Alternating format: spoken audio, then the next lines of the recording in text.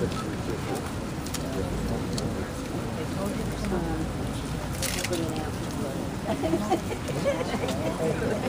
way this whole world started.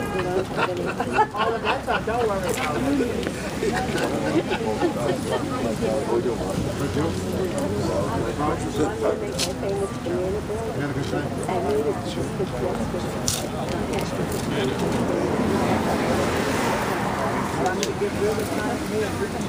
Everybody, thank you very much for coming today. This is a very important restatement and statement from Brendan Doherty about something that's of key importance, not only to the 1st District voters, but the 1st District residents, and also for the people who occupy many of the 294 beds in the hospital behind us. We chose this because this is very symbolic of the need for a good policy on Medicare and Social Security, and it's a policy that I think is going to be clearly enunciated today by Brendan Doherty. So this is a very important message, and you're going to hear it from Andy Patrick.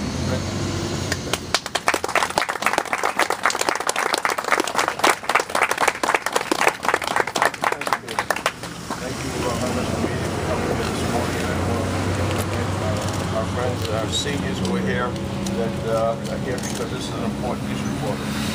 Franklin Delano Roosevelt, the Democratic president, once said, "The only thing we have to fear is fear itself." David Cicilline is engaged in a campaign of fear, deception, and scare tactics of our seniors as it relates to my position on Social Security and Medicare, and I don't like it. This is a continuing and ongoing pattern of deception and distortion of facts. It's time to once again set the record straight. This is my pledge. As I've walked through the senior centers and senior high-rises the last 6 months in the 1st District of the state of Rhode Island, in my campaign for Congress, I've talked to seniors weekly, daily. This is the pledge I give them. I oppose privatizing. I oppose privatizing Social Security or Medicare and will fight to strengthen those programs. I will vote against cuts to your Social Security and Medicare benefits. And lastly, I will support an increased benefit for those who are currently on Social Security. So that is my pledge throughout the 1st District when I talk to seniors. Now more than ever, we need people in Congress that can sit down and find common sense solutions to problems. People like myself that can sit down with Democrats and Republicans and work toward common sense solutions. We need adult conversations between Democrats and Republicans. My starting point as it relates to Social Security is the bipartisan Simpson-Bowles Commission. Strengthen Social Security like we did in 1983 with a Republican President, Ronald Reagan, and a Democratic Speaker of the House, Tip O'Neill. The place to start with Medicare is the $48 billion in fraud and waste. In 2010, we had $48 billion with a B, fraud and waste in Medicare. It's just unacceptable. That's why I've embraced the Medicare and Medicaid FAST Act, which is essentially a blueprint on how to combat waste and fraud. Conversely, David Cicilline has done nothing in that area. In fact, we brought it to his attention last week, the FAST Act. He still didn't find time to co-sponsor that bill. David Cicilline co-sponsors hundreds of bills, but he didn't find time to fight to co-sponsor that bill, which would fight people stealing from our seniors. So, if David Cicilline cares so much about seniors, why is he engaged in this insidious practice of scaring them? The FAST Act, folks, is a bipartisan bill supported by 25 members of Congress. 17 of the 25 members of Congress are Democrats. See, David Cicilline talks a lot about the divided Congress and the gridlock. And he's right about the gridlock in Congress. But I'm a centrist. I'm an individual, independent thinker. I'm a centrist. David Cicilline, conversely, is so far to the left with his progressive budget and his progressive movement, he can't come over. I can work with both parties of Congress. I can work with Democrats and Republicans to help move America forward. So, folks, it's about Democrats and Republicans working together, and that's the way it's supposed to be. It seems to me that David Cicilline has his priorities out of order. He sponsored the Lena Horne Recognition Act, as well as the Baseball Hall of Fame Commemorative Coin Act. Well, those are important. This is more important to me. You can rest assured when I'm in Washington, I'll spend my time fighting for seniors and not coins. Thank you very much for having me here. Yeah. All right.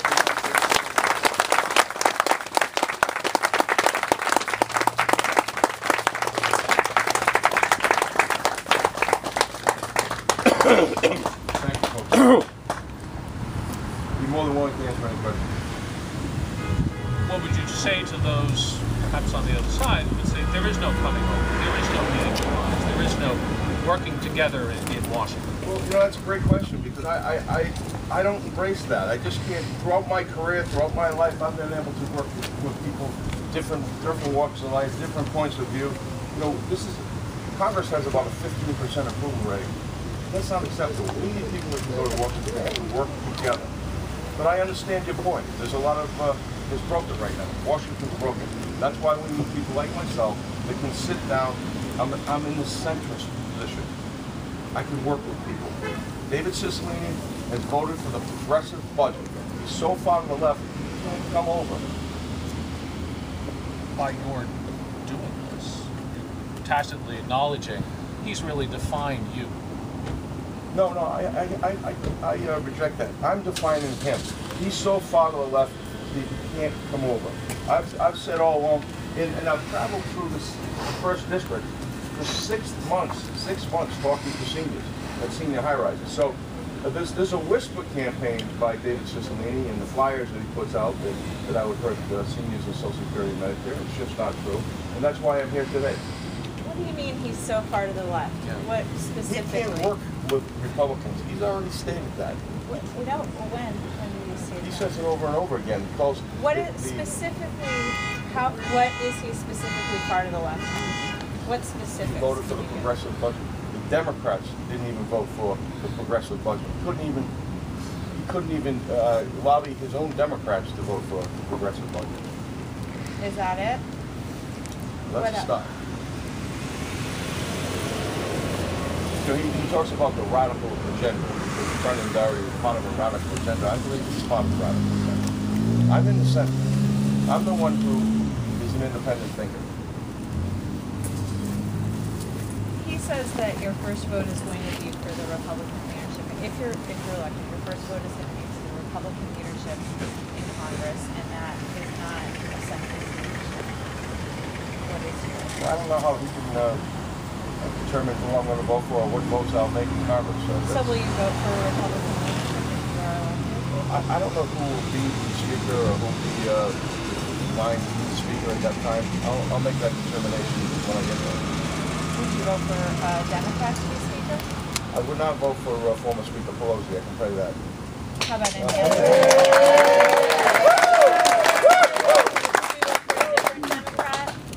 To be speaker? I'm a Republican because I'm fiscally conservative.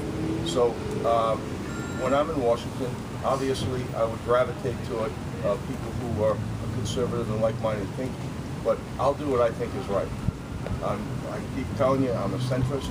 I'm an independent thinker. I will make my own determination as to where I vote when I'm in Washington.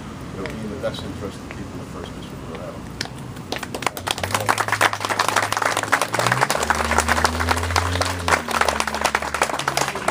The Democrats put out a press release earlier today talking about your statement that you repealed the health care reform bill that passed. I think we need to, I have some problems with the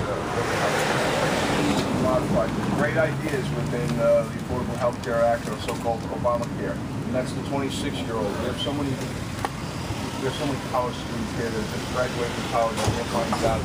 We're the second highest unemployment rate in the United States of America. These kids can't find jobs. So I think that's a good idea. They're closing the donut hole, these pre-existing conditions. But I think we need to modify it. We need to sit down, I talk a lot about bipartisan solutions. We need to sit down at the table to find a better plan. So a better plan that would stand the test of time like Social Security and Medicare did. A bipartisan plan like Social Security and Medicare was. When President Obama went into election, did you on bills, you those kids who are targeted. Could I work with President Obama? I can work with anyone, my friend. I can work with the next guy walking down the street. I had a nice conversation with President Obama a couple of years ago. I can work with him. I can work with the president. I can work with the What are your thoughts on Mitt Romney's video that came out of Wisconsin, the 47%? What are your thoughts on that? Yeah, I'm focusing on my campaign. I can't, I really don't have any comments on what he had to say, other than the fact that I embrace people of all walks of life. And I spent a lot of time in the inner city working with kids, and I know how difficult it is for our middle class to put food on the table, to raise a family. David Cicilline tries to time you with millionaires and billionaires. David Cicilline is one of the only millionaires that I know. I remember when I was 20 years old in college, and my dad was sick, countless mornings in Miami trying to get enough gas to come home. So I am respectful and thoughtful of every walk of life.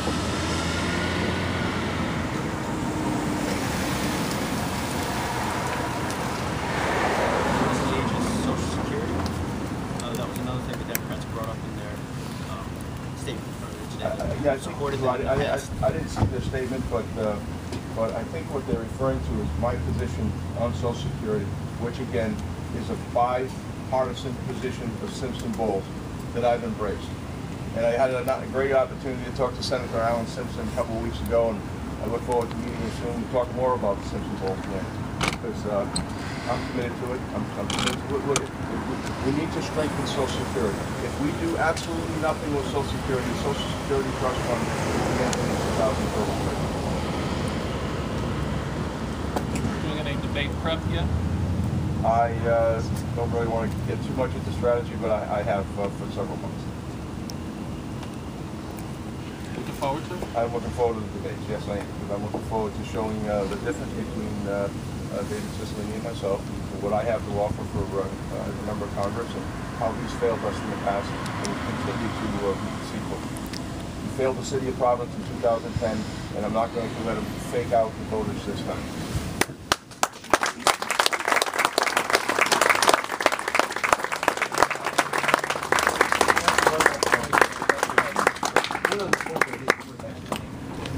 We make this very simple and boil it down. What I would say to reporters is, when David Cicilline or his surrogate say something that does not fit with this, it is a deception. And one of the reasons why this was put here, and while we were discussing this, and we've emphasized it today, is this is a position. And anybody who says different can't tell the truth, because this is what this position